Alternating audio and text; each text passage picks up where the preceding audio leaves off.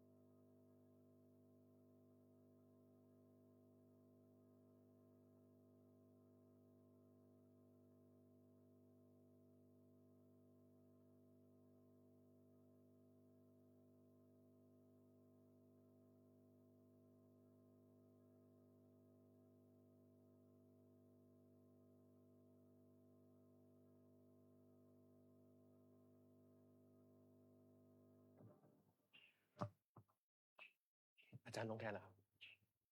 อาจารย์ลงแทนใช่ไหมเดี๋ยวนิมนต์พระภิกษุสงฆ์สามเณรเจริญพรแม่ชีโยคีคุกเข่าพนมมือนะ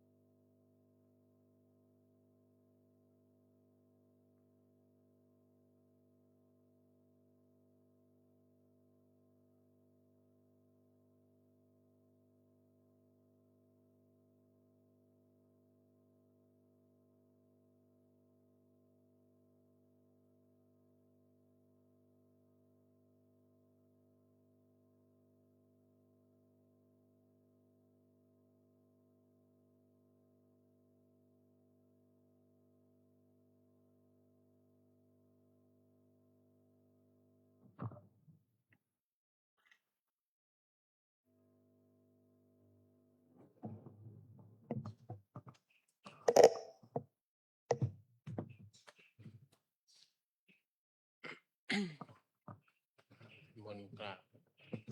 อัญชลีวันทาอภิวาทอัญชลีวันทาอภิวาทอัญชลีวันทาอภิวาทอัญชลีวันทาอัญชลีอิมินาสการเรนะ อิมินาสการเรนะ ตังพุทธังอภิปูชยามะ ตังพุทธังอภิปูชยามะ อิมินาสการเรนะ อิมินาสการเรนะ ตังธัมมังอภิปูชยามะ ตังธัมมังอภิปูชยามะ อิมินาสการเรนะ อิมินาสการเรนะ ตังสังฆังอภิปูชยามะ ตังสังฆังอภิปูชยามะ ไหว้พระพร้อมกันอะระ หั หั ง ง สั สั ม ม มา มา สั สั ม ม พุ พุ ท ท โธ โธ ภะ ภะ คะ คะ วาว า พุทธังภะคะวันตังอภิวาเทมิ ส ส วาว า คา คา โต โต ภะ ภะ คะ คะ ว วะ ตา ตา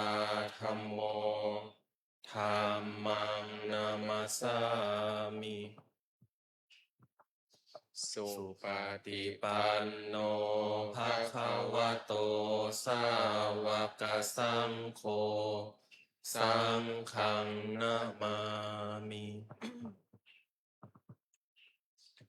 หันธัมมยังพุทธัสสะภะคะวะโต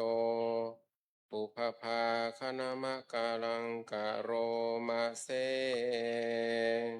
นะโมตัสสะภะคะวะโต อะระหะโต สัมมาสัมพุทธัสสะ นะโมตัสสะภะคะวะโต อะระหะโต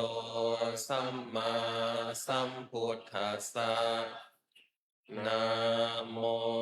ตัสสะภะคะวะโต อะระหะโต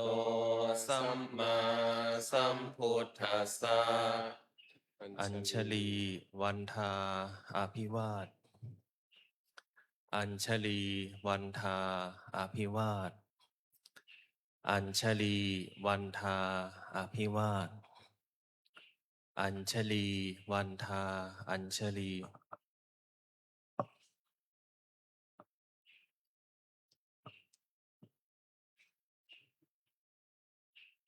ขอนิมนต์พระภิกษุสงฆ์กับพระวิปัสสนาจารย์พระครูวินัยทรอินจันทร์กันโตภาโสพร้อมกัน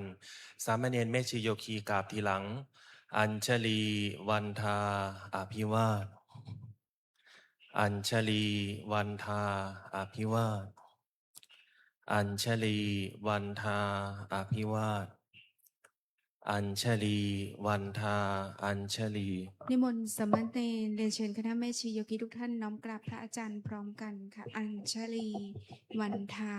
อภิวาท อัญชลี วันทา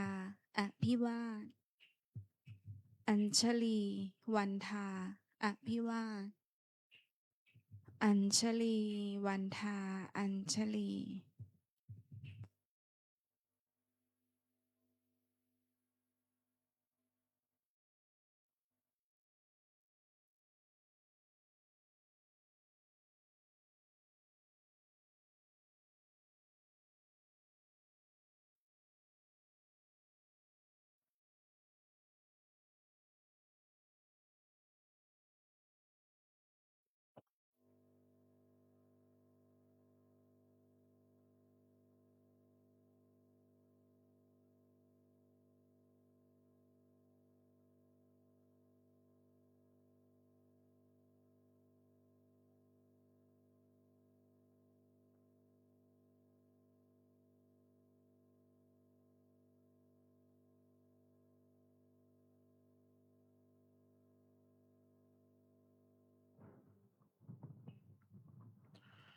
นิมนต์สามเณรทุกรูปกราบพระอาจารย์พร้อมกล่าวคำอาราธนาศีลพร้อมกันนะครับ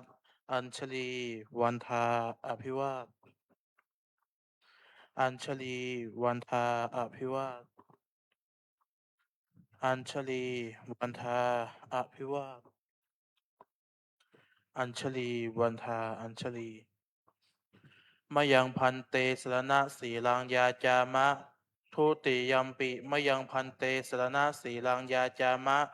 ตติยัมปิมยังเตสรณะสีลังยาจามะ นะโมตัสสะภะคะวะโตอะระหะโตสัมมาสัมพุทธัสสะนะโมตัสสะภะคะวะโตอะระหะโตสัมมาสัมพุทธัสสะนะโมตัสสะภะคะวะโตอะระหะโตสัมมาสัมพุทธัสสะ นะโมตัสสะภะคะวะโตอะระหะโตสัมมาสัมพุทธัสสะนะโมตัสสะภะคะวะโตอะระหะโตสัมมาสัมพุทธัสสะนะโมตัสสะภะคะวะโตอะระหะโตสัมมาสัมพุทธัสสะ ยะมหังวะทังยะยะมหังวะตังวะทามิวะเทหิ อามะพันเต พุทธังสรณังคัจฉามิ พุทธังสรณังคัจฉามิ ธัมมังสรณังคัจฉามิ ธัมมังสรณังคัจฉามิ สังฆังสรณังคัจฉามิ สังฆังสรณังคัจฉามิ ทุติยัมปิพุทธังสรณังคัจฉามิ ทุติยัมปิพุทธังสรณังคัจฉามิ ทุติยัมปิธัมมังสรณังคัจฉามิ ทุติยัมปิธัมมังสรณังคัจฉามิ ทุติยัมปิสังฆังสรณังคัจฉามิ ทุติยัมปิสังฆังสรณังคัจฉามิ ตติยัมปิพุทธังสรณังคัจฉามิ ตาติยัมปิพุทธังสรณังคัจฉามิ ตติยัมปิธัมมังสรณังคัจฉามิ ตาติยัมปิธัมมังสรณังคัจฉามิ ตติยัมปิสังฆังสรณังคัจฉามิ ตาติยัมปีสังฆังสรณังคัจฉามิ ติสรณะขมนังนิธิตัง อามะพันเต ปานาติปาตาเวรมณี ปานาติปาตาเวรมณี อทินนาทานาเวรมณี อาทินนาทานาเวรมณี อพรหมจริยาเวรมณี อาพรหมจริยาเวรมณี มุสาวาทาเวรมณี มุสาวาทาเวรมณี สุราเมรยมัชฌะปมาทฐานาเวรมณี สุราเมรยมัชฌะปมาทฐานาเวรมณี วิกาลโภชนาเวรมณี วิกาลโภชนาเวรมณี นันจะขีตวาทิตาวิสุกทัสสนาเวรมณี นัจจะคีตวาทิตาวิสุกาทัสนาเวรมณี มาลาคันทะวิเลปนะธารณะมันดนะวิภูสนัฏฐานาเวรมณี มาลาขันธาวิเลปนะธารณะมันตนะวิปูสนัฏฐานาเวรมณี อุจจาสยนะมหาสยนาเวรมณี อุจจาสยนามหาสยนาเวรมณี ชาตะรูปรัชตะปฏิคหานาเวรมณี ชาตารูปารัชตาปฏิคหนาเวรมณี อิมานิทัสสะสิกขาปทานิสมาธิยามิ อิมานิทัสสะสิกขาปทานิสมมาธิยามิ อิมานิทัสสะสิกขาปทานิสมาธิยามิอิมานิทัสสะสิกขาปทานิสมาธิยามิ อัญชลีวันทาอภิวาทอัญชลีวันทาอภิวาทอัญชลีวันทาอภิวาทอัญชลีวันทาอัญชลี เรียนเชิญคณะแม่ชีโยกีทุกท่านนั่งคุกเข่าค่ะกราบพระสมาทานศีลพร้อมกันค่ะอัญชลี วันทาอภิวาทอัญชลี วันทาอภิวาทอัญชลี วันทาอภิวาทอัญชลี วันทาอัญชลีมะยังพันเต ติสระเนนะสหะอัฏฐศีลานิยาจามะ ทุติยัมปิมะยังพันเต ติสระเนนะสหะอัฏฐศีลานิยาจามะ ตติยัมปิมะยังพันเต ติสระเนนะสหะอัฏฐศีลานิยาจามะ นะโมตัสสะภะคะวะโตอะระหะโตสัมมาสัมพุทธัสสะนะโมตัสสะภะคะวะโตอะระหะโตสัมมาสัมพุทธัสสะนะโมตัสสะภะคะวะโตอะระหะโตสัมมาสัมพุทธัสสะ นะโมตัสสะภะคะวะโตอะระหะโตสัมมาสัมพุทธัสสะนะโมตัสสะภะคะวะโตอะระหะโตสัมมาสัมพุทธัสสะนะโมตัสสะภะคะวะโตอะระหะโตสัมมาสัมพุทธัสสะ พุทธังสรณังคัจฉามิ พุทธังสรณังคัจฉามิ ธัมมังสรณังคัจฉามิ ธัมมังสรณังคัจฉามิ สังฆังสรณังคัจฉามิ สังฆังสรณังคัจฉามิ ทุติยัมปิพุทธังสรณังคัจฉามิ ทุติยัมปิพุทธังสรณังคัจฉามิ ทุติยัมปิธัมมังสรณังคัจฉามิ ทุติยัมปิธัมมังสรณังคัจฉามิ ทุติยัมปิสังฆังสรณังคัจฉามิ ทุติยัมปิสังฆังสรณังคัจฉามิ ตติยัมปิพุทธังสรณังคัจฉามิ ตติยัมปิพุทธังสรณังคัจฉามิ ตติยัมปิธัมมังสรณังคัจฉามิ ตติยัมปิธัมมังสรณังคัจฉามิ ตติยัมปิสังฆังสรณังคัจฉามิ ตติยัมปิสังฆังสรณังคัจฉามิ ติสรณะขมนังนิธิตัง อามะพันเต ปานาติปาตาเวระมณีสิกขาปะทังสมาธิยามิ ปานาติปาตา เวรมณีสิกขาปะทังสมาธิยามิ อทินนาทานาเวระมณีสิกขาปะทังสมาธิยามิ อทินนาทานา เวรมณีสิกขาปะทังสมาธิยามิ อพรหมจริยาเวระมณีสิกขาปะทังสมาธิยามิ อพรหมจริยา เวรมณีสิกขาปะทังสมาธิยามิ มุสาวาทาเวระมณีสิกขาปะทังสมาธิยามิ มุสาวาทา เวรมณีสิกขาปะทังสมาธิยามิ สุราเมระยะมัชฌะปมาทฐานา เวระมณีสิกขาปะทังสมาธิยามิ สุราเมระยะมัชฌะปมาทัฏฐานา เวรมณีสิกขาปะทังสมาธิยามิ วิกาลโภชนาเวระมณีสิกขาปะทังสมาธิยามิ วิกาลโภชนา เวรมณีสิกขาปะทังสมาธิยามิ นัจจะคีตะวาทิตวิสูกัทัสสนะ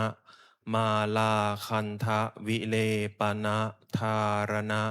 มันดนะวิภูสนัทธานา เวระมณีสิกขาปะทังสมาธิยามิ นัจจะคีตะวาทิตะวิสุกทัสสนะมาลาคันทะวิเลปนะธารณะมันดนะวิภูสนัทธานา เวระมณีสิกขาปะทังสมาธิยามิ อุจจาสยนะมหาสยนา เวระมณีสิกขาปะทังสมาธิยามิ อุจจาสยนะมหาสยนา เวระมณีสิกขาปะทังสมาธิยามิ อิมานิอัฏฐสิกขาปทานิสมาธิยามิ อิมานิอัฏฐสิกขาปทานิสมาธิยามิ อิมานิอัฏฐสิกขาปทานิสมาธิยามิ อิมานิอัฏฐสิกขาปทานิสมาธิยามิ อิมานิอัฏฐสิกขาปทานิสีเลนะสุขติงยันติสีเลนะโภคสัมปทาสีเลนะนิพพุติงยันติตัสสมาสีลังวิโสทะเย สาธุ สาธุ สาธุ อัญชลี วันทา อภิวาทอัญชลี วันทา อภิวาทอัญชลี วันทา อภิวาทอัญชลี วันทา อัญชลี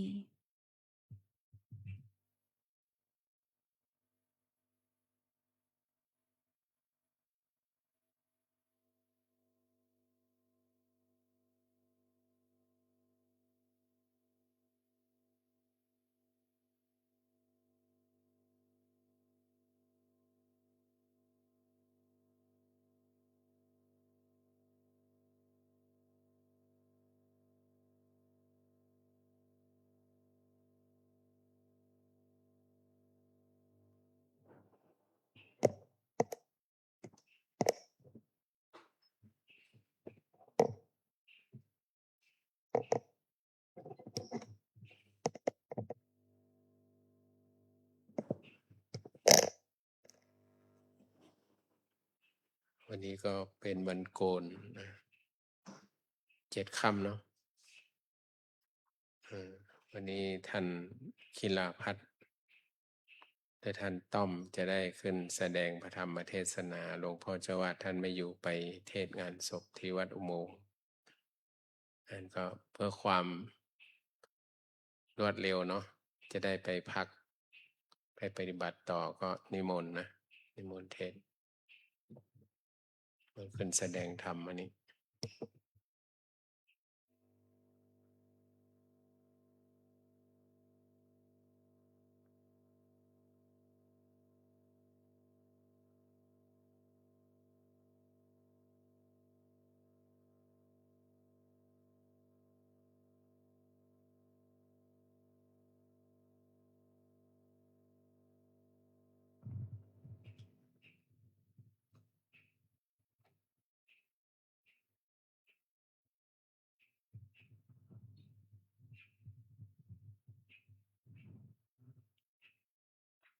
พระมาจะโลกาที่ปฏิสัมปติกาตัญชลีอานาทิวรังอายาจทาสันทีเธอสัทธาอปาราชักขาชาติกาเทเสธรรมัง อนุกรรมปิมังปะชังท้าวสามบดีพรหมเป็นบรมในพรหมมา ทรงฤทธิ์ที่สักดากว่าบริษัททุกหมู่พรหมน้อมหัดนามัสการประดิษฐานณที่สม ควรแล้วจึงบางคมชุลีบาทพระศาสดา ขอพรอันประเสริฐวรเลิศมโหฬารปวงสัตว์ในโลกา กิเลสน้อยก็ยังมี ขอองค์พระจอมปราดสู่ธรรมาสอันรู้จริงโปรดมวงประชานีท่านจงโปรดแสดงธรรม นิมนต์ท่านเจ้าขาผู้ปรีชาอันเลิศล้ำโปรดแสดงพระสัทธรรมเทศนาประวาที เพื่อให้สำเร็จผลแด่ปวงชนบรรดานี้สบสุขเกษมสีสมดังเจตนาเทิน อาราธนังกะโรมา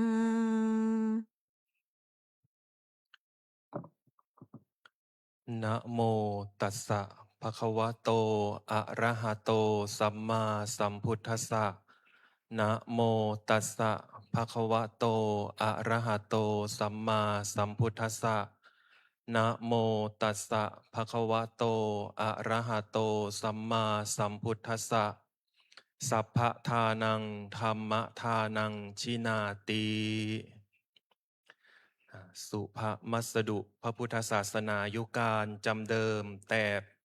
ปรินิพพานแห่งองค์สมเด็จพระผู้มีพระภาคพระอรหันตสัมมาสัมพุทธเจ้าพระองค์นั้น บัดนี้ล่วงแล้ว 2,569 พรรษา ปัจจุบันสมัยตรงกับวันโกนแรม7 ค่ำเดือน 8 2 หนมะเมียนักษัตริย์สิงหามาศสุรทินที่ 5 ตรงกับวันพุธพระพุทธศาสนายุคการจำเดิมแต่ปรินิพพานแห่งองค์สมเด็จพระผู้มีพระภาคเจ้าอรหันตสัมมาสัมพุทธเจ้าพระองค์นั้น ขอถวายความเคารพพระวิปัสสนาจารย์ พระครูวินัยทรอินจันทร์กันโตภาโส แล้วก็ถวายความเคารพพระเทรานุเถระพระมัชชิมะพระนวกะ เจริญพร คณะท่านพุทธสาธุชน ตลอดจนถึงแม่ชีโยคีทั้งหลาย บัดนี้อัตมาภาพจะได้รับประทานแสดงพระธรรมเทศนา ในธรรมทานกถาว่าด้วยการให้ธรรมะเป็นทาน ย่อมชนะการให้ทั้งปวง เพื่อประคับประคองฉลองศรัทธา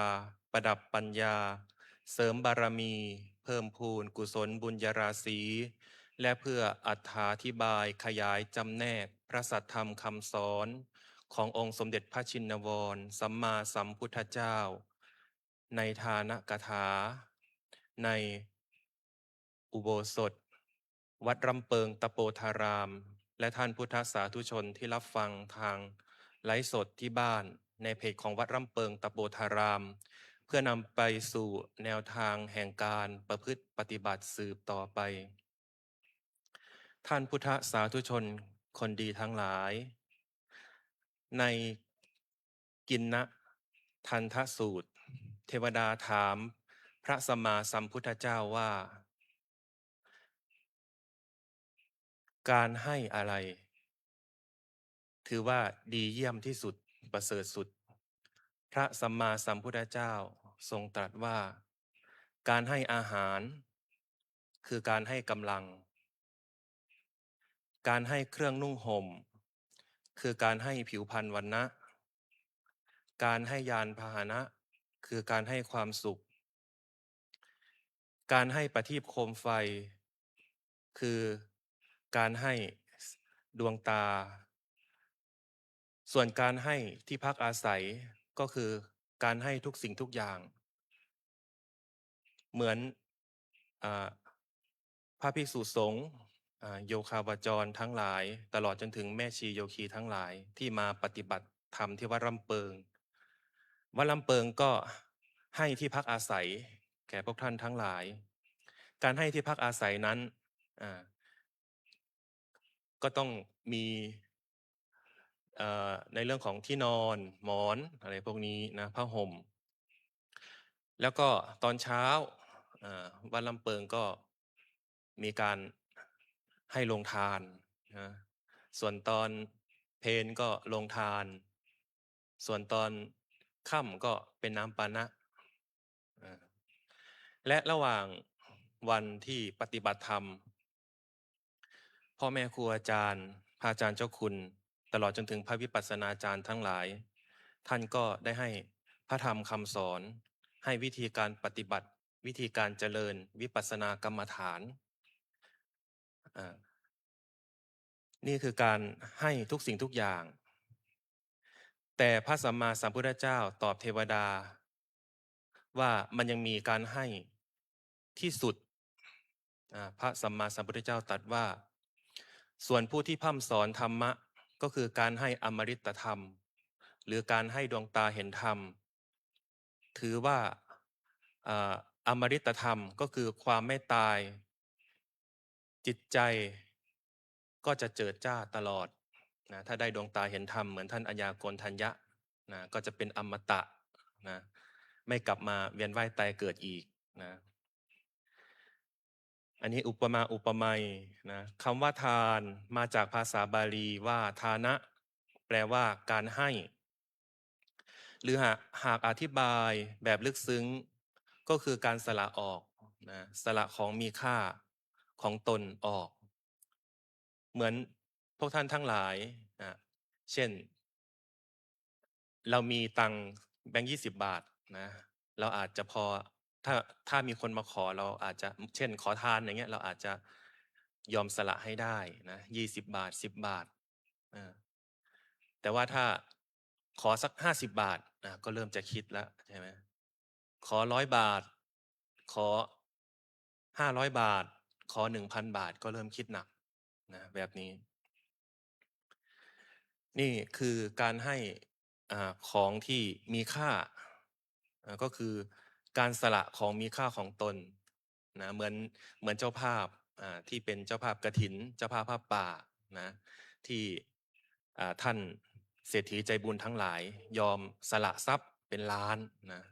หรือเป็นแสนเป็นหมื่นนะส่วนเรานะก็แบงค์20ใช่ไหมแบงค์20 บาทนะมันมีการเปรียบเทียบนะผมบอกว่าเวลาเราทำบุญเราสังเกตเห็นต้นผ้าป่าต้นกฐินนะที่เขาสมมติขึ้นส่วนมากมันจะออกใบสีเขียวนะยอดเป็นสีแดงนะเนี่ยเวลาเราทำบุญส่วนมากจะทำบุญด้วยเหรียญบาทเหรียญ10นะหรือว่าแบงค์20 มากสุดก็แบงค์ร้อยแต่น้อยคนนักที่จะยอมควักแบงค์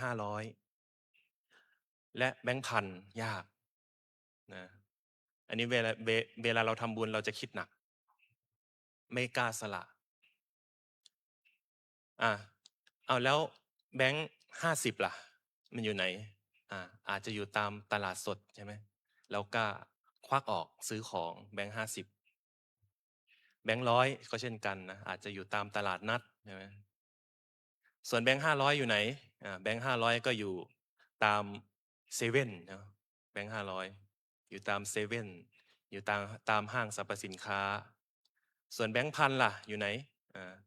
แบงค์พันอาจจะอยู่กับหวยก็ได้เนาะแบงค์พันนะนี่เราสังเกตดูว่าการทำอกุศลของเราเนี่ยเรากล้าควักแบงค์ใหญ่แบบไม่ต้องคิดนะแบบนั้นส่วนการสร้างกุศลคิดแล้วคิดอีกคิดแล้วนะไม่กล้าควักสักทีสุดท้ายได้เหรียญกับแบงค์20ใบสีเขียวนะต้นผ้าป่ากฐินก็เลยกลายเป็นสีเขียวมีสีแดงที่ยอดนิดนึงประมาณนั้นนะหรือบางทีต้นผ้าป่ามีด้านเดียวนะถ้ามีแบงค์สีแดงก็เป็นแบงค์สีแดงด้านเดียวอีกด้านหนึ่งไม่มีนะลมพัดมาอาจจะล้มไปเลยก็ได้นะประมาณนี้ก็เป็นไปได้นะอันนี้คือการสร้างกุศลนะว่าเราต้องสู้กับกิเลสตัณหาแค่ไหนในการสร้างกุศลตรงนี้แต่สำหรับท่านพุทธสาธุชนคนดีมหาเศรษฐีผู้ใจบุญทั้งหลายท่านกล้าควักนะกล้าควักแบงค์ล้านแบงค์แสนแบงค์หมื่นนะแล้วก็ไม่แปลกว่าทำไมท่านถึงรวยเหมือนพระเวสสันดรนะท่านกล้าสละทุกอย่างนะออกสุดท้ายพระบิดาของท่านเล็งเห็นแล้วว่าโอ้ถ้าให้อยู่ในพระบรมมหาราชวังต่อไปคงจะสละบ้านเมืองให้ศัตรูแน่อะไรแบบนี้ก็เลยให้ออกจากพระมหาปราสาทพระบรมมหาราชวังไปอยู่ในป่าในเขาต่อไประหว่างทางที่พระองค์เสด็จไปเครื่องราชอิสริยาภรณ์ที่ถักทอด้วยทองคำนะเราเห็นเหมือนเขาแสดงหนังจากวงใช่ไหมที่แต่งตัวด้วยเครื่องทองทั้งหลายในสมัยพุทธกาลอาจจะแต่งกายด้วยทองคำแบบนั้นนะผ้าก็ถักทอด้วยทองคำเครื่องประดับเป็นกิโลนะทองคำเพชรเนียนจินดาก็สละให้ได้นะส่วนเรายากเนาะแหวนกำหนึ่งก็ยากใช่ไหมแหวนทองคำ1 กำก็ยังยากนะสละเพราะฉะนั้นในการสร้างบารมีธรรมนะเราก็สู้พระโพธิสัตว์ไม่ได้นะตรงนี้เราก็ต้องสร้างกุศลนะในเรื่องของการสละต่อไปวิธีทำบุญหนุนชีวิตให้เจริญรุ่งเรืองนะก็คือบุญกิริยาวัตถุ10คนไทยทั้งหลายเป็นคนใจบุญอยู่แล้วนะเหมือนกับที่ภาคอีสานที่อาตมาจากภาคอีสานเนาะวัดส่วนมากก็จะมีแต่วัยรุ่นเข้าในกรณีที่เป็นงานปล่อยหลวงนะเหมือนงานปล่อยหลวงมีมหรสพมีหมอลำมีอะไรแบบนี้วัยรุ่นจะเข้าเยอะไปกินเหล้าในวัดแล้วก็เต้นนะคืออีสานจะเป็นอย่างนั้นนะครับแต่อาตมาที่เชียงใหม่ก็เห็นสิ่งที่ตรงกันข้ามกับที่ตัวเองเกิดมาก็คือเราเห็นวัยรุ่นเข้าวัดปฏิบัติธรรมซึ่งอีสานน่ะมีแต่คนแก่นะแบบคนแก่50 60ถึงจะเข้ามาปฏิบัติธรรมในวัดการปฏิบัติธรรมก็ตามกายภาพนะเหมือนผู้เฒ่าผู้แก่ปฏิบัติก็อาจจะปฏิบัติได้ไม่เต็ม100%เพราะว่าต้องสู้กับร่างกายที่มันแก่ชราหรือว่าไม่พร้อมนะคนแก่นี่ใจสู้นะในการปฏิบัติธรรมแต่ร่างกายไม่สู้นะส่วนวัยรุ่นนี่ร่างกายสู้นะแต่ใจไม่สู้นะตรงกันข้ามนะ เพราะฉะนั้นเราต้องเป็นวัยไหน เป็นวัยกลางคนนะวัยกลางคนก็ไม่พร้อมที่จะมาสู้นะสร้างฐานะครอบครัวอยู่หาตังค์อยู่ก็ไม่มีโอกาสได้เข้ามาสู้นะแบบนั้นพระสัมมาสัมพุทธเจ้าได้อธิบายเกี่ยวกับบุญกิริยาวัตถุออกเป็น10อย่าง ก็พูดง่ายๆก็อย่างที่พวกเราเข้าใจคือว่าวิธีการทำบุญนั้นมี10วิธีนะส่วนมากพวกเราจะคุ้นชินในเรื่องของการให้ทานนะทานนามัยก็คือบุญสำเร็จด้วยการให้ทานเป็นการเสียสละแบ่งปันเผื่อแผ่สิ่งของเครื่องใช้เงินทองกำลังความรู้ความสามารถเพื่อประโยชน์ส่วนรวม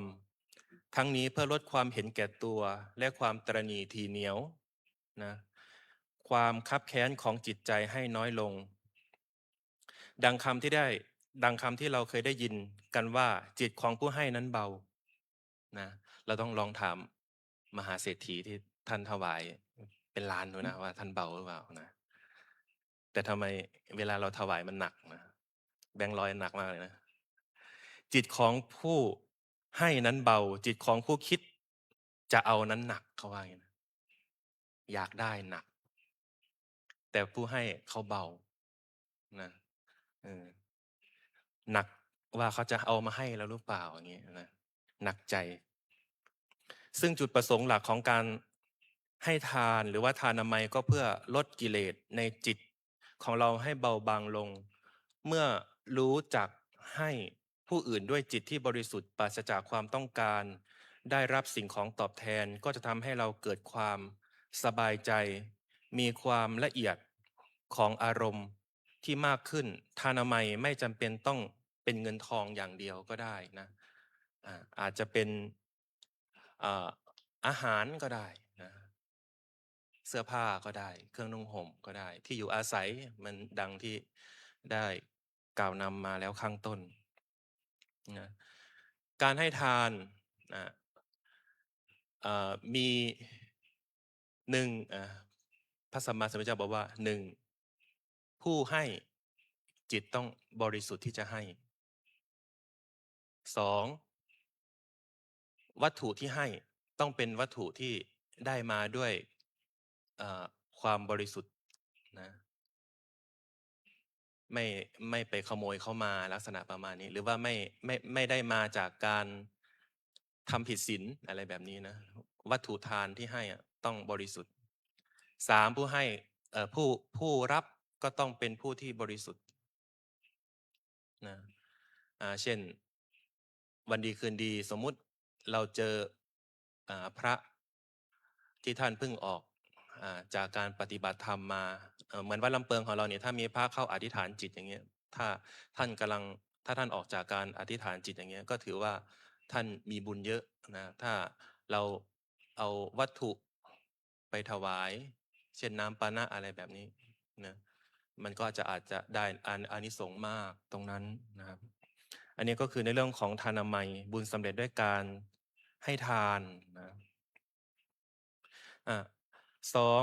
ศีลไมยนะบุญสำเร็จด้วยการรักษาศีลการรักษาศีลเหมือนคำว่าศีลศีลแปลว่าปกติเนาะแปลว่าปกติหรือแปลว่าการจะใช้คำว่าศิลาก็ได้นะคำว่าศีลนะศิละหรือว่าศีลก็มาจากคำว่าศิลาแปลว่าความหนักแน่นนะภาวนาศีลไมยศีลไมยก็แบ่งออกเป็นศีลห้า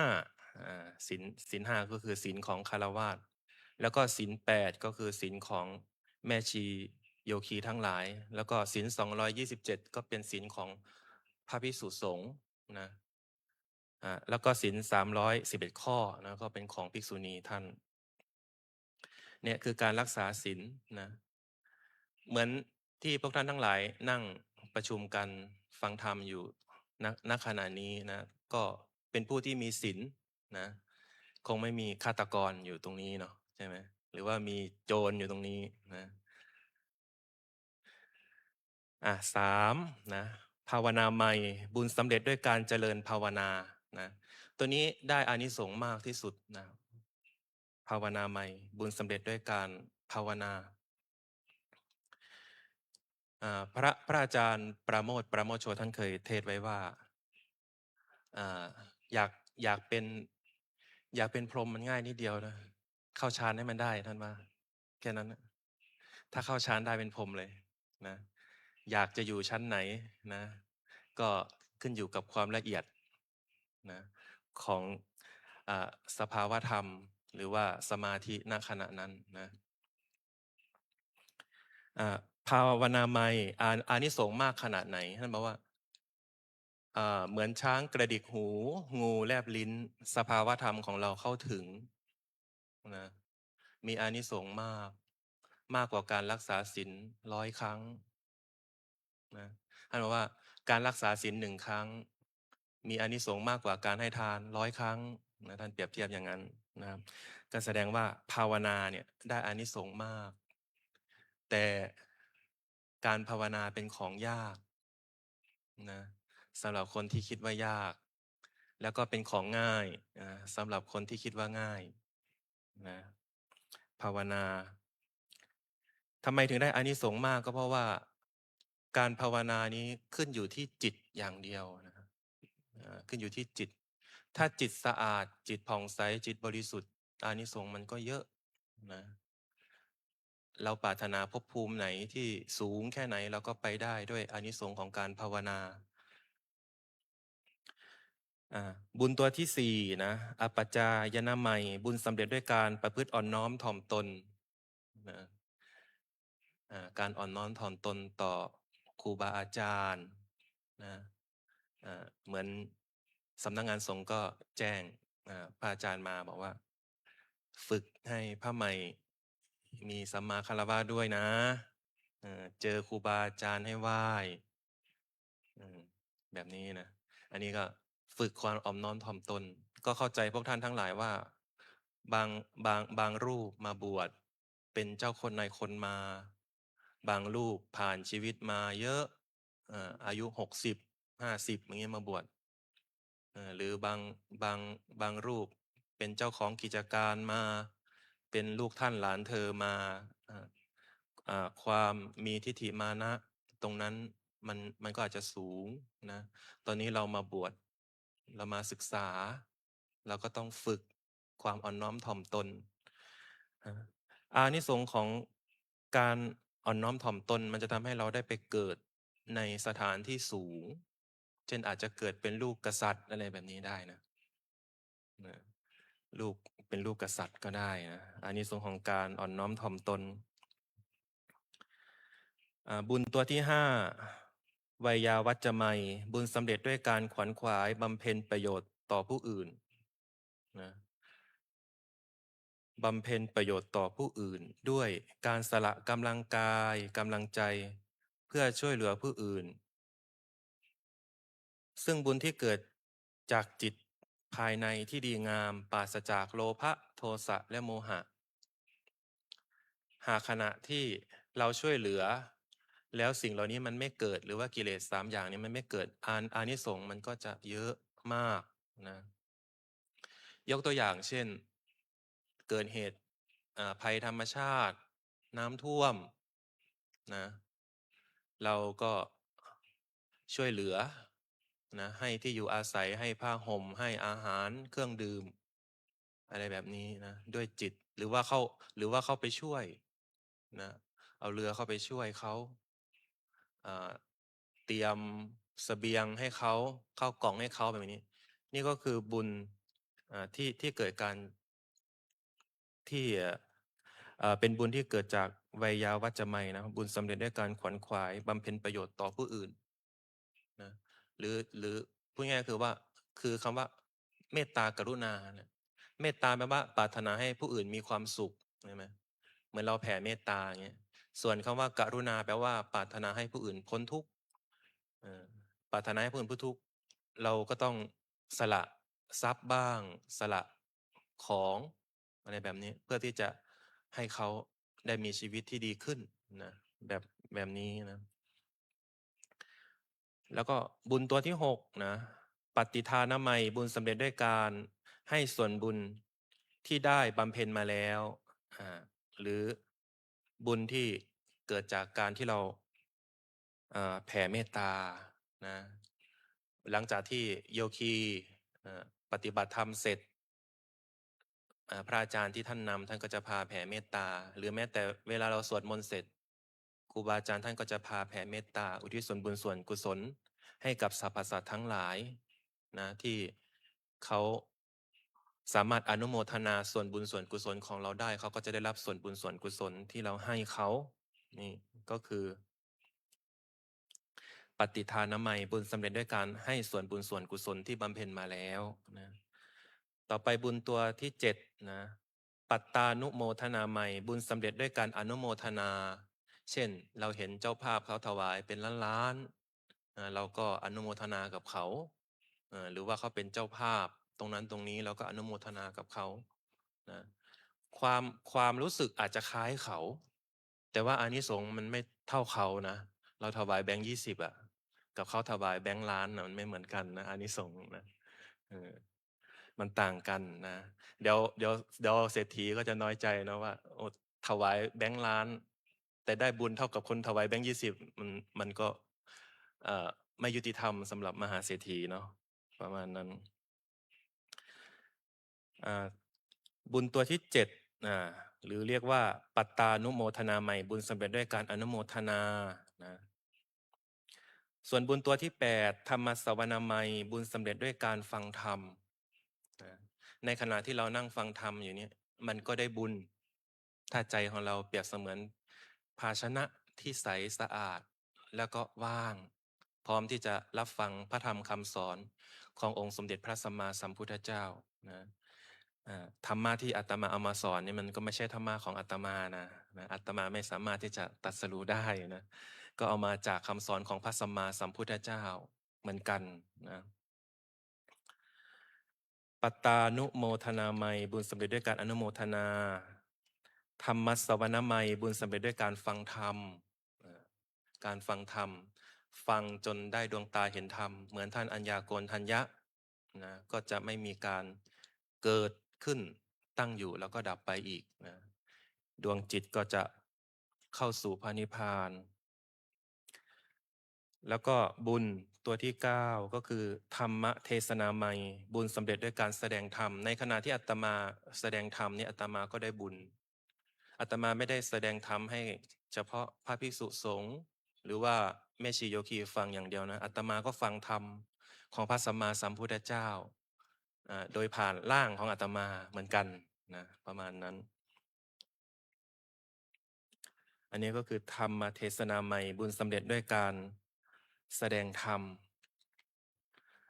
บุญตัวสุดท้ายทิฏฐุชุกรรมหรือว่าการทำความเห็นให้ถูกต้องตามความเป็นจริงบุญที่เกิดจากการทำความเห็นให้ถูกต้องนี้ค่อนข้างที่จะเกิดขึ้นได้ยากนะผู้ที่ทำความเห็นได้ถูกก็มีตั้งแต่พระโสดาบันขึ้นไปพระโสดาบันเนี่ยท่านทำความเห็นของท่านให้ถูกท่านถึงได้เป็นพระโสดาบันแต่สำหรับพวกเราทั้งหลายที่ยังไม่ได้เป็นพระโสดาบันก็เพราะว่าความเห็นมันยังไม่ถูกมันยังไม่เป็นสัมมาทิฏฐิมันยังเป็นมิจฉาทิฏฐิอยู่สังเกตจากการปฏิบัติธรรมเราจะปฏิบัติธรรมแบบเข้าข้างตัวเองนะทางสายกลางนะคำว่าทางสายกลางของพระสัมมาสัมพุทธเจ้ากับทางสายกลางของเรามันไม่เหมือนกันนะทางสายกลางของพระสัมมาสัมพุทธเจ้าเนี่ยก็คือกิเลสมันต้องหมดไปแต่สำหรับทางสายกลางของเรานี่คือกิเลสต้องอยู่นะเอาความสบายเข้าว่าพระอาจารย์สังเกตเห็นหลายครั้งนะที่มีโอกาสได้ไปสอนห้องใต้ดินบ้างเวลาโยคีหญิงนั่งปฏิบัติธรรมก็จะวิ่งหากำแพงหาเสานะพึ่งกำแพงพึ่งเสาถ้าไม่มีเสาไม่มีกำแพงเราจะทำยังไงอ่ะถ้าเราไม่พึ่งกระดูกสันหลังของเรานะเรานั่งภาวนาถึงแม้ว่าหลังมันจะไม่ตรงแต่เราได้พึ่ง พึ่งตัวเรา ก็ถือว่าดีกว่าไปพึ่งกำแพงนะพึ่งเสา ถ้ามันไม่มีเสาไม่มีกำแพงล่ะ เราจะบอกว่าเราไม่นั่งหรืออย่างเงี้ยอาสนะเหมือนกันนะพระอาจารย์เป็นคนที่ชอบนั่งภาวนาแบบไม่ต้องปูอาสนะพระอาจารย์เป็นคนร้อนนะไม่คือจะไม่ชอบ ถ้าเป็นไปได้ชอบนั่งกระเบื้องเลยนะนั่งกระเบื้องเย็นๆเนี่ยจะชอบมากนะมันก็แล้วแต่จริตนิสัยของทาสแต่ละคนไม่เหมือนกันนะบางทีเห็นโยคี หรือว่าชาวต่างชาติเนี่ยเขาจะเอาชาวต่างชาตินี่เข้าใจเขานะ เพราะว่าเขาไม่ได้ฝึกนั่งพับเพียบแบบเรา ไม่ได้ฝึกนั่งท่าเทพบุตรเทพธิดาแบบเรา อันนี้เข้าใจนะแต่สำหรับเรานี่ได้เรียนมาตั้งแต่มัธยมแล้วเกี่ยวกับการนั่งพับเพียบนั่งเทพบุตรเทพธิดาอะไรพวกนี้นะเราได้ตรงนี้มา ก็เดินจงกรมเหมือนกันสังเกตดูว่า เดินจงกรมใส่รองเท้าเดินก็มีอ่ะซึ่งครูบาอาจารย์มองไปมันขวางมันขวางถ้าพูดคำหยาบๆนะมันขวางลูกตานะประมาณนั้น ใส่รองเท้าเดินจงกรมอย่างเงี้ยมันไม่เหมาะ แต่ถ้าเราจะเดินไปบอก จากที่จิตเขากำลังผ่องใสอยู่เขาเศร้าหมองอ่ะเขามาเกลียดเราอีกเงี้ยโอ้ไม่คุ้ม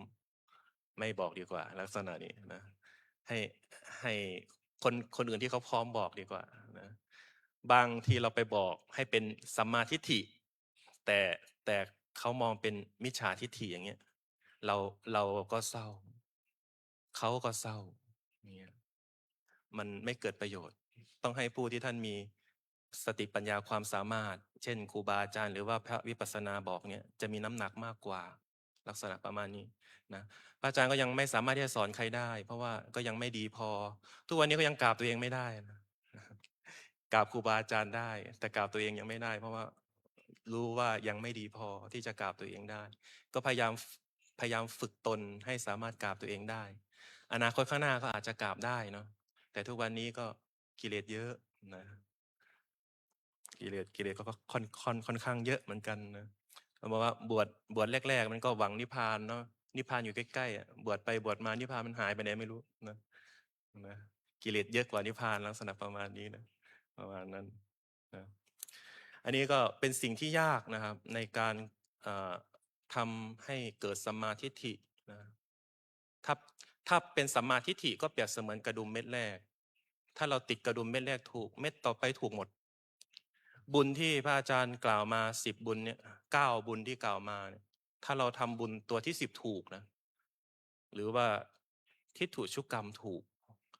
กระดุมอีก9 เม็ดอะถูกหมดนะแต่ว่าถ้าความเห็นไม่ถูกเม็ดต่อไปมันก็ไม่ถูกนะมันก็บิดเบี้ยวตามนั้นนะครับเพราะฉะนั้นสิ่งที่สำคัญที่สุดก็คือพยายามทำความเห็นให้ถูก แต่เราไม่สามารถที่จะบรรลุธรรมหรือว่าตรัสรู้เองได้เหมือนพระสัมมาสัมพุทธเจ้า เราต้องอาศัยครูบาอาจารย์อาศัยพระสัมมาสัมพุทธเจ้า ก็คือต้องฟังธรรมบ่อยๆนะฟังธรรมจากครูบาอาจารย์ที่เราประทับใจ ที่เราเลื่อมใสศรัทธาท่านก็ฟังนะส่วนครูบาอาจารย์ท่านไหนที่เราไม่ประทับใจก็ยกไว้นะอาจจะประทับใจรูปอื่นคนอื่นเนี่ยอาจจะถูกใจคนอื่นนะสำนักนี้เขาก็สอนแบบนี้สำนักนู้นก็สอนแบบนู้นนะมหาลัยคนละมหาลัยถ้าเปรียบเทียบนะเขาก็สอนไม่เหมือนกันนะแต่การหายใจเหมือนกันนะไปอยู่ที่ไหนก็หายใจเหมือนกันนะไปอยู่ที่ไหนก็ดื่มน้ำเหมือนกันไปอยู่ที่ไหนก็ทานข้าวเหมือนกันนะแต่วิธีการปฏิบัติอาจจะไม่เหมือนกันในเรื่องของการเจริญภาวนา แต่โฟกัสที่สติแล้วก็ปัญญาเป็นหลักอยู่แล้วนะครับทุกที่ก็สอนให้พวกเรามีสติมีสัมมาสติสัมมาสมาธิสัมมาปัญญานะพยายามนึกถึงสัมมานะนึกถึงพระสัมมาสัมพุทธเจ้าเป็นหลักนะครับกล่าวโดยย่อก็คือในขณะที่เราอ่านเรื่องบุญกิริยาวัตถุ10นี้หรือว่าเราได้ฟังนะเมื่อเราเกิดความรู้ความเข้าใจ เกี่ยวกับปัญญาที่เราได้ยินได้ฟัง เมื่อนั้นปัญญาก็จะเริ่มทำหน้าที่ของมัน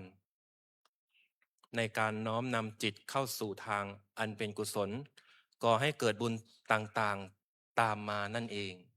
นะครับดังบทอุเทศสนาว่าสัพพทานังธรรมทานังชินาติการให้ธรรมะเป็นทานย่อมชนะการให้ทั้งปวงดังแสดงพระธรรมเทศนาปริโยสาเนในอวสานการเป็นที่สุดลงแห่งพระธรรมเทศนาด้วยอนุภาพแห่งคุณพระศรีรัตนตรัยและสิ่งศักดิ์สิทธิ์ในสากลโลกนี้ตลอดจนถึงบารมีธรรมของพ่อแม่ครูอาจารย์พระภาวนาธรรมาภิรัตน์ตลอดจนถึงพระวิปัสสนาจารย์ทุกรูปจงมาเป็นตบะเดชะพลวะปัจจัยบุญกุศลหนุนนำชีวิตของพวกท่านพุทธสาธุชนคนดีทั้งหลายขอให้เจริญรุ่งเรืองในธรรมเจริญรุ่งเรืองในการใช้ชีวิตทั้งทางโลกและทางธรรมปรารถนาสิ่งใดอันประกอบไปด้วยสัมมาทิฏฐิขอให้สมความมุ่งมา่ปรารถนาทุกประการเทิน หันตมยังสาธุกรังกโรมาเซสาธุสาธุสาธุอหังพุทธันจะธัมมันจะสังคันจะสรนังคตาอุปาสิกตังเทเสสิงภิกขุสังคัสสาเอตังเมสรนังเขมังเอตังสรณมุตตมังเอตังสรณมาคมะสัพพทุกขาปมุญเจเรยะถาพลังเจเรยหังสัมมาสัมพุทธศาสนังทุกขนิสรณเสวะภาคีนิสสะอนาคเตกายเยนะวาจายะวเจตสาวาพุทเทกุกัมมังปะกะตังมะยายังพุทโธปฏิคันหะตุอัจจยันตังกาลันตะเรสังวริตุงวะพุทเทกราบกาเยนะวาจายะวเจตสาวาธัมเมกุกัมมังปะกะตังมะยายังธัมโมปฏิคันหะตุอัจจยันตังกาลันตะเรสังวริตุงวะธัมเมกราบกาเยนะวาจายะวเจตสาวาสังเคกุกัมมังปะกะตังมะยายังสังโฆปฏิคันหะตุอัจจยันตังกาลันตะเรสังวริตุงวสังเคกราบ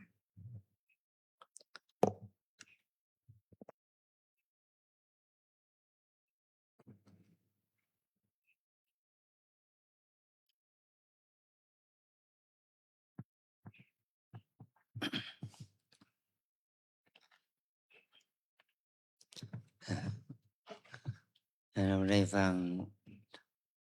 ธรรมโอวาทวันเรื่องบุญกิริยาวัตถุ วัตถุแปลว่าที่ตั้งให้เกิดบุญ มีการบำเพ็ญทานรักษาศีลเจริญภาวนาเป็นต้น สิ่งเหล่านี้เป็นฐานให้เกิดเราเรียกกามาวจรกุศลเราเรียกว่ากามาวจรกุศลกุศลหรือบุญนี้เกิดจากอารมณ์ที่เกี่ยวกับกามคุณอารมณ์กามคุณอารมณ์คือเกี่ยวกับรูปเสียงกลิ่นรสสัมผัสมีอานิสงส์ให้เราได้ถึงมนุษย์สมบัติสวรรค์สมบัติแต่มันไม่ถึงนิพพานสมบัติบุญที่เราจะถึงนิพพานสมบัติต้องอาศัยบุญที่เกิดจากการเจริญภาวนาเกี่ยวกับวิปัสสนากรรมฐาน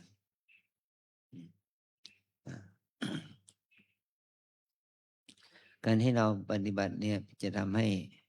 ปัญญาเจริญขึ้นเพื่อให้เราลดละเลิกตัณหาราคะทำให้เราเข้าใจเรื่องของพระไตรลักษณ์คือพระความเป็นของ ทุกสิ่งเป็นของไม่เที่ยงเป็นของเป็นทุกข์หรือความเป็นของไม่ใช่ตัวตนอย่างนี้ มันมีการให้การพัฒนาจิตของเราให้สูงขึ้น จากที่เราได้ทำบุญด้วยวัตถุด้วยอารมณ์ที่เป็นกรรมคุณอารมณ์ไปสู่อารมณ์ที่เป็นตัวปรมัตถ์อารมณ์ เมื่อเราได้ฝึกได้ถึงขั้นปรมัตถ์อารมณ์แล้ว มันก็จะทำให้เรานั้นละกิเลสอกุศลโลภโกรธหลงไปได้นะวันนี้เราจะมีการแถลงรายรับรายจ่ายประจำเดือนกรกฎาคมที่ผ่านมาเพราะวันนี้เป็นวันโกนแรกและเราได้เรียนรับรู้ถึงสิ่งที่เรารับเราจ่ายคืออะไรบ้างขอนิมนต์ท่านฝ่ายบริการศักดิ์ชัยได้อ่านคำรายรับรายจ่ายให้เราฟังนะหันกลับไปขอโอกาสพระภาวนาธรรมภิรัชเจ้าวัดวรำเปิงตโปธาราม พระเถรันกระสามเณรแม่ชีโยคีทุกท่านนะครับ วันนี้ขอมาอ่านรายงานสรุปรายจ่ายประจำเดือนกรกฎาคมปีพุทธศักราช2569นะครับมี3บัญชีนะครับบัญชีแรกจะเป็นบัญชีบำรุงรัฐอันที่2จะเป็นบัญชีกองทุนบำรุงศาสนธรรมและอันสุดท้ายจะเป็นบัญชีสมวัตถุมงคลเหรียญที่ระลึกเพื่อโครงการบูรณะหอพระไตรปิฎกครับบัญชีแรกนะครับบำรุงวัดรายรับในเดือนกรกฎาคม2569มีดังต่อไปนี้รับจากคณะศรัทธาทั่วไป 89,656 บาทรับจากผู้ปฏิบัติธรรมชาวไทย 165,311 บาท 99 สตางค์รับจากคณะผู้ปฏิบัติธรรมอาคาร80 ปี 32,300 บาทรับจากผู้ปฏิบัติธรรมชาวต่างประเทศ 118,030 บาทบูชาผ้าไตรและอัฐบริขาร 4,000 บาทบำรุงพระพุทธในพิธีอุปสมบทลาสิกขา 1,900 บาทเปิดตู้ทำบุญค่าซักผ้า 4,555 บาทตู้ดอกไม้เวียนเทียน 17,581 บาทดอกไม้ในพิธีอุปสมบทลาสิกขา 500 บาทเปิดตู้บริจาคบนวิหารศาลาชนภาวนาและสำนักงานวัด 13,063 บาทรับจากสมบูชาชุดสังฆทาน 1755 บาทเปิดตู้บริจาคค่าน้ำดื่ม 2,277 บาทตู้สำนักงานฝ่ายต่างประเทศ 2,379 บาทเปิดตู้บริจาคห้องสุขาหลังวัด 842 บาทรับจากร้านค้าสวัสดิการโครงการสัมมาอาชีพ 611,664 บาทรับจากคณะศรัทธาเงินโอนได้ไม่ประสงค์ออกนาม 3,491 บาทรับจากกองทุนสวัสดิการสงฆ์ 18,000 บาทรับจากกองทุนสวัสดิการแม่ชี 15,600 บาทรับจากแม่ชีน้ำค้างลาภา 100,000 บาทรับจากผ้าป่าทานทรายทานแตน 41,546 บาทผ้าป่าต้นเทียนพรรษาและคณะศรัทธาผ้าป่าต้นเทียนพรรษาคณะศรัทธาหมู่บ้านร่ำเปิง 17,690 บาทรวมได้รับ 1,271,140 บาท 99 สตางค์รายจ่ายซื้อสินค้าเข้าร้านค้าสวัสดิการโครงการสัมมาอาชีพ 446,720 สตางค์700 บาท 20 สตางค์ส่วนต่างรายรับจากร้านค้าสวัสดิการโครงการสัมมาอาชีพนำเข้าโครงการบูรณะหอพระไตรปิฎก 164,963 บาท 80 สตางค์ค่าอุปกรณ์ประปา 3,568 บาทค่าน้ำดื่มและน้ำแข็ง 18,250 บาทค่าน้ำปานะพระภิกษุสามเณร 515 บาทค่าเช่าสัญญาณอินเทอร์เน็ตเซิร์ฟเวอร์ดันข้อมูลเว็บค่าบริการสื่อออนไลน์ 4,538 บาท 94 สตางค์ค่าใช้จ่ายอุปกรณ์ไฟฟ้าและงานเกี่ยวกับระบบไฟฟ้า 71,257 บาทค่าอุปกรณ์สิ่งพิมพ์ 1,270 บาทค่าส่งจดหมาย 235 บาทค่าน้ำมันรถ 44,255 บาท ค่าใช้จ่ายและอุปกรณ์เกี่ยวกับรถยนต์ ค่าประกันภัย ค่าบำรุงรักษารถยนต์ 18,140 บาท ค่ายานพาหนะไปงานต่างๆ 3736 บาท 20 สตางค์ ค่าอุปกรณ์ก่อสร้างทั่วไป 6,768 บาท ค่าใช้จ่ายและอุปกรณ์ซ่อมบำรุงกุฏิแม่ชีโยคีประจำ 4,910 บาท ค่าใช้จ่ายและอุปกรณ์สำนักงานสงฆ์ 2,919 บาท ค่าใช้จ่ายและอุปกรณ์สำนักงานแม่ชี 1,251 บาท ค่าใช้จ่ายและอุปกรณ์สำนักงานเลขานุการ 14,908 บาท ค่าใช้จ่ายและอุปกรณ์ฝ่ายโสต 1417 บาท ค่าใช้จ่ายและอุปกรณ์ซ่อมบำรุงสำนักงานฝ่ายต่างประเทศ 17,836 บาท ค่าใช้จ่ายและอุปกรณ์ซ่อมบำรุงอาคาร 80 ปี 12,840 บาท ค่าซักผ้า 10,050 บาท ค่าใช้จ่ายและอุปกรณ์ซ่อมบำรุงกุฏิกรรมฐานฝ่ายหญิง 42,391 บาท ค่าใช้จ่ายและอุปกรณ์ซ่อมบำรุงกุฏิกรรมฐานฝ่ายชาย 41,525 บาท ค่าใช้จ่ายและอุปกรณ์ซ่อมบำรุงอุโบสถหอพระธรรมศาลาชวนภาวนา 35,338 บาท ทำบุญงานบุญต่างๆ งานศพงานปล่อยหลวง 51,171 บาท ค่าดอกไม้เวียนเทียน 400 บาท ค่าดอกไม้งานอุปสมบทลาสิกขา 3,405 บาท ค่าดอกไม้งานพิธีต่างๆ พวงมาลัยและอุปกรณ์สำหรับศาสนพิธี 15,305 บาท ค่าน้ำยาและอุปกรณ์ทำความสะอาดทั่วไป 17,245 บาท ค่าจ้างคนขับรถ2 คนคนงาน1 คนคนขับรถ3 คนคนงาน1 คน 40,000 บาท ทำบุญกันพระปาติโมกข์ 40,000 บาท 4,000 บาทครับ ค่าขนขยะมูลฝอย 2,500 บาท ค่าถุงดำใส่ขยะมูลฝอย 2,580 บาท ค่าอุปกรณ์กล้องวงจรปิด 15,125 บาท ค่าใช้จ่ายที่พักสงฆ์หนองแข้งเจ้าอำเภอเกาะคาจังหวัดลำปาง 56,780 บาท ค่ากำจัดสิ่งปฏิกูล 2,000 บาท ค่าทำป้ายไวนิลประชาสัมพันธ์ 2,850 บาท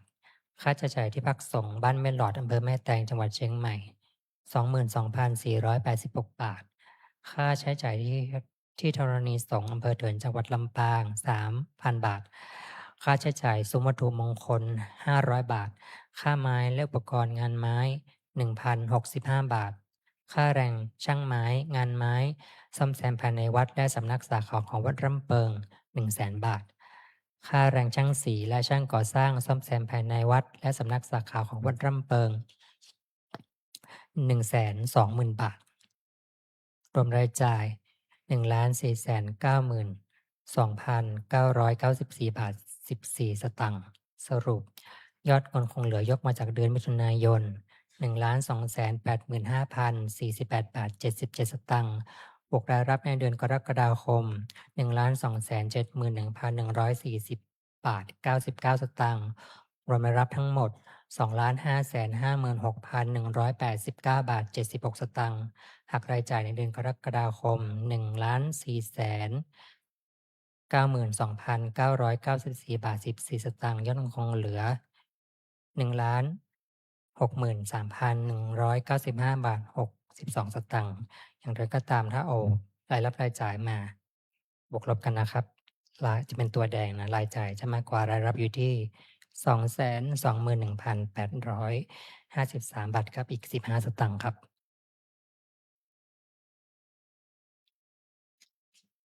ต่อไปเป็นบัญชีที่2ครับบัญชีกองทุนบำรุงศาสนธรรมประจำเดือนกรกฎาคมรายรับ 1. รับจากเจ้าภาพทำบุญค่าอาหาร 662,469 บาทรับจากเจ้าภาพทำบุญน้ำปานะ 32,800 บาทรับจากผู้ปฏิบัติธรรมชาวต่างประเทศ 47,212 บาทรับจากเจ้าภาพทำบุญกองทุนบำรุงศาสนธรรม 1446 บาท 98 สตางค์รับจากเจ้าภาพทำบุญ เจ้าภาพทำบุญค่าไฟฟ้าจากคณะลูกหลานคุณพ่อพีระคุณแม่กรฉัตรแก้วกิตยานุกูล179,885 บาท รวมไปรับ 932,812 บาท 98 สตางค์ รายจ่าย ค่าอาหารน้ำปานะผู้ปฏิบัติธรรม 474,210 บาท ค่าเครื่องปรุงในโรงครัว 22,664 บาท ค่าแก๊สถุงต้ม 25,800 บาท ค่าอุปกรณ์ในโรงครัว 4,106 บาท ค่าไฟฟ้า 195,459 บาท 88 สตางค์ ค่าน้ำประปา 8,303 บาท 63 สตางค์ ค่าจ้างคนงานครัว 48,200 บาท รวมรายรับรวมรายจ่าย 778,743 บาท 51 สตางค์ครับ สรุป ยอดเงินคงเหลือยกมาจากเดือนมิถุนายน 1,462,594 บาท 12 สตางค์ บวกรายรับเดือนกรกฎาคม 932,312 บาท 98 สตางค์ รวมรายรับทั้งสิ้น 2,395,407 บาท 10 สตางค์ หักรายจ่ายเดือนกรกฎาคม 778,743 บาท 51 สตางค์ ยอดเงินคงเหลือ 1,616,663 บาท 59 สตางค์ครับ เดือนนี้รายรับน้อยกว่ารายจ่ายนะครับ อยู่ที่ 154,069 บาทครับ อีก 47 สตางค์ครับสำหรับบัญชีนี้ บัญชีสุดท้ายนะครับ บัญชีซุ้มวัตถุมงคลเหรียญที่ระลึกเพื่อโครงการบูรณะหอพระไตรปิฎก รายรับ 1. รับจากเจ้าภาพบูชาเหรียญที่ระลึก 298 บาท รับจากเจ้าภาพบูชาวัตถุมงคล 1,059 บาท รับจากเจ้าภาพบูชาเหรียญพระเจ้าสัวบุญภาวนา 21,100 บาท รับจากตู้บริจาคเดือนกรกฎาคม 2,662 บาท รับจากตู้รับถวายสังฆทานสำนักงานสงฆ์ 43,400 บาท รับจากตู้บริจาคพระศิวลี 9,335 บาท รับจากพระสุพรชัยธรรมทินโน 19,500 บาท รับจากคุณปริยชัดไตรจตุรงค์ 69,000 บาท รับจากแพทย์หญิงบุญทริกาตันตยานุสรณ์ 41,800 บาท รับจากพันตรีอภิญญาศรีตะวัน 41,999 บาท รับจากคุณนิธิมาคุณวิเศษคุณอนิชาบุตรราศี 7,800 บาท รับจากคุณพรณีพกอิ่ม 4,900 บาท รับจากคุณนิชาภานันทพุทธิกร 3,900 บาท รับจากคุณสุพรสุขพิสิทธิ์ 3,900 บาท รับจากคุณนวพรกลิ่นบัวแก้ว 3,900 บาท รับจากครอบครัวชัยมงคล 3,200 บาท รับจากคุณพันนีคลาววุฒิวัฒน์และคณะ 3,200 บาท รับจากคณะศรัทธาทั่วไป 1,999 บาท รับจากผู้ปฏิบัติธรรมชาวต่างประเทศ 7,818 บาท รับจากส่วนต่างรายรับร้านค้าสวัสดิการโครงการสัมมาชีพ 164,963 บาท 80 สตางค์ รวมรายรับ 518,733 บาท 80 สตางค์ รายจ่าย ค่าจ้างทำตู้พระไตรปิฎกตู้บิวอินชั้นที่ 1 ชั้นที่ 2 งวดที่ 1 62,000 บาท ค่าจ้างทำตู้พระไตรปิฎกตู้บิวอินชั้น 1 ชั้น 2 งวดที่ 2 50,000 บาท และค่าจ้างปิดทองซุ้มพระหลังบานพระประธาน เป็นงานเพิ่มและงานซ่อมแซมงวดที่ 1 40,000 บาท รวมรายจ่าย 152,000 บาท สรุปรายรับมากกว่ารายจ่ายอยู่ที่ 366,733 บาท 80 สตางค์ครับ เรียบร้อยนะครับ3บัญชีขอบคุณครับแปลอาจารย์ได้เลยครับ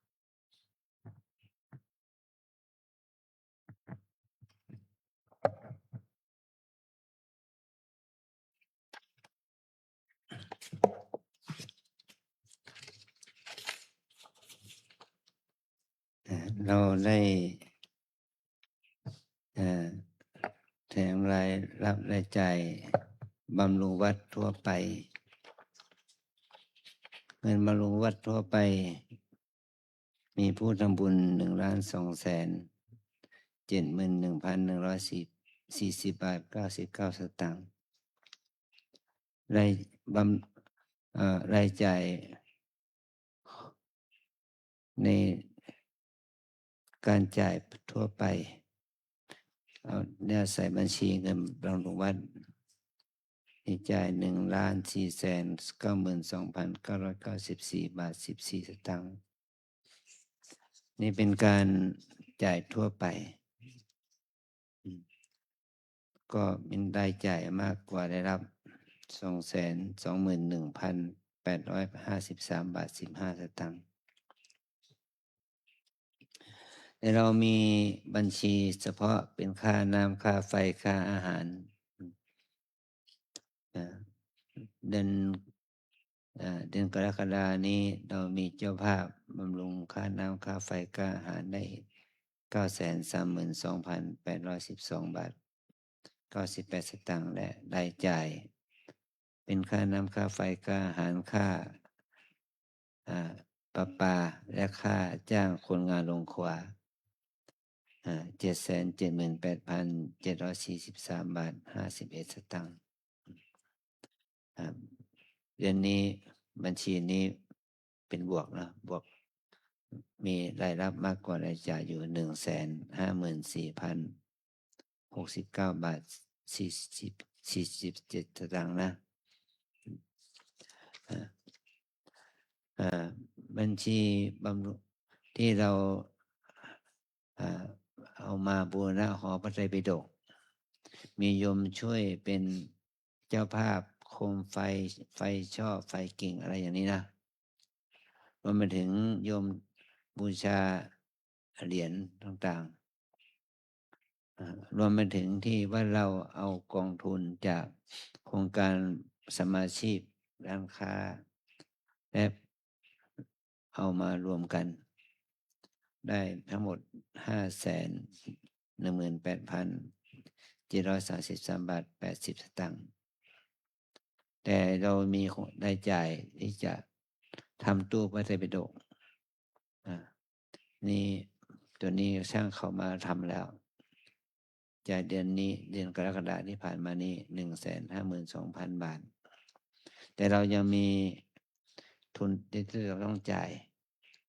ถึงโดยนี้ก็มีเงินสำรองในบัญชีอยู่ 897,248 บาท 87 สตางค์นะนี่คือสิ่งที่เราได้ทำบุญนะญาติโยมได้ทำบุญเป็นค่าน้ำค่าไฟค่าอาหารค่าจิปาถะบำรุงวัดเราเนี่ย2 บัญชี2 บัญชีเนี่ยก็มีรายรับรายจ่าย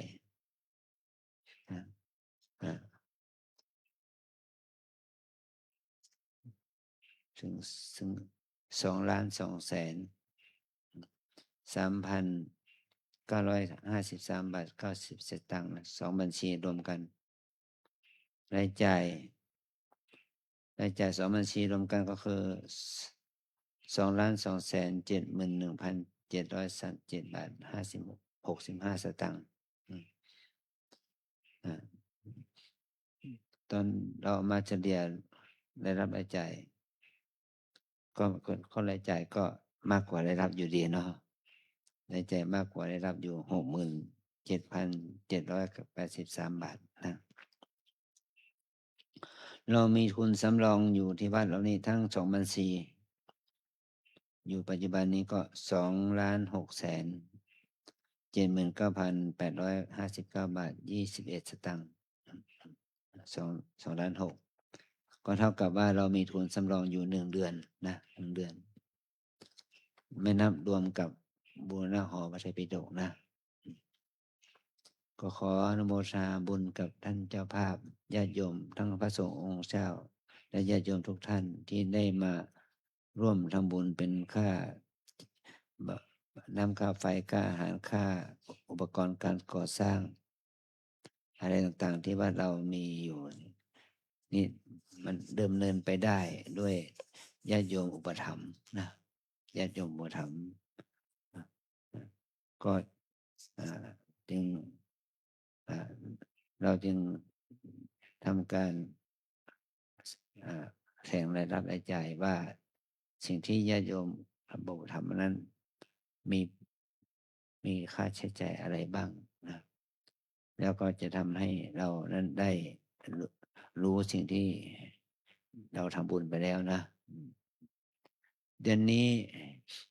คิดว่าเดือนนี้นะบ้านเราจะทำงาน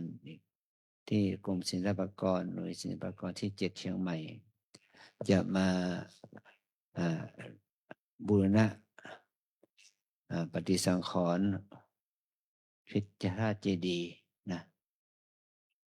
โดยงบประมาณ 970,000 กว่าบาทเป็นสิ่งที่เป็นงบของทางกรมศิลปากรแต่ว่าเขายังไม่เข้ามาทำนะตัวนี้มาเตรียมของอยู่นะก็เพื่อเขามาเข้ามาทำงานแล้วก็เราก็ต้องให้สถานที่รอบเจดีย์ให้แก่ช่างเขาเราก็ให้การช่วยกันบำรุงกันนะแล้วถ้าใครอยากจะร่วมบูชาบูรณะปฏิสังขรณ์พระเจดีย์ก็สามารถทำบุญได้ที่สำนักงานวัดนะจึงแจ้งให้พวกเราได้รับทราบสิ่งเหล่านี้ก็เป็นประโยชน์ต่อการดำรงไว้ซึ่งโบราณวัตถุโบราณสถานที่เป็นที่พึ่งทางด้านจิตใจของพวกเราทั้งหลายสืบต่อไปในวันข้างหน้าในช่วงนี้ว่าเราก็ได้ทำกิจกรรมงานวิปัสสนาสัญจรในพื้นที่เทศบาลเมืองสุเทพเป็นทั้งหมด13 วัดและ3 โรงเรียนนะและเป็นโครงการที่เราได้ทำมันปีที่3แล้วก็ได้ทำการวิปัสสนาสัญจรที่อำเภอเมืองวัดนอกเขตตำบลสุเทพเราอีก30 วัด23 วัด23 ตำบลเป็นกิจกรรมเพื่อการสร้างบุญสร้างกุศลให้แก่ชาวพุทธเราทั้งหลายนะอาจารย์จึงขออนุโมทนากับพระสงฆ์องค์เนรเราแม่ชีโยคีเราทุกท่านที่ได้ไปร่วมบุญงานวิปัสสนาสัญจรนี้จนกว่าโครงการจะเสร็จนะจึงขออนุโมทนาบุญให้เราได้เจริญด้วยปัญญาศีลสมาธิเพื่อเป็นมรรคาไปสู่ความดับทุกข์เพื่อมรรคนิพพานเป็นที่สุดจงบังเกิดผลแก่เราทั้งหลายจงทุกข์ทั่วหน้ากันด้วยเถิด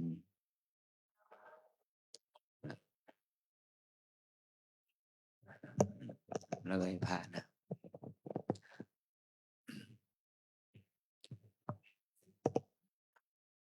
อะระหังสัมมาสัมพุทโธภะคะวาพุทธังภะคะวันตังอภิวาเทสวากขาโตภะคะวะตาธัมโมธัมมังนามัสสามิสุปฏิปันโนภะคะวะโตสาวกสังโฆ สังฆังนามามิ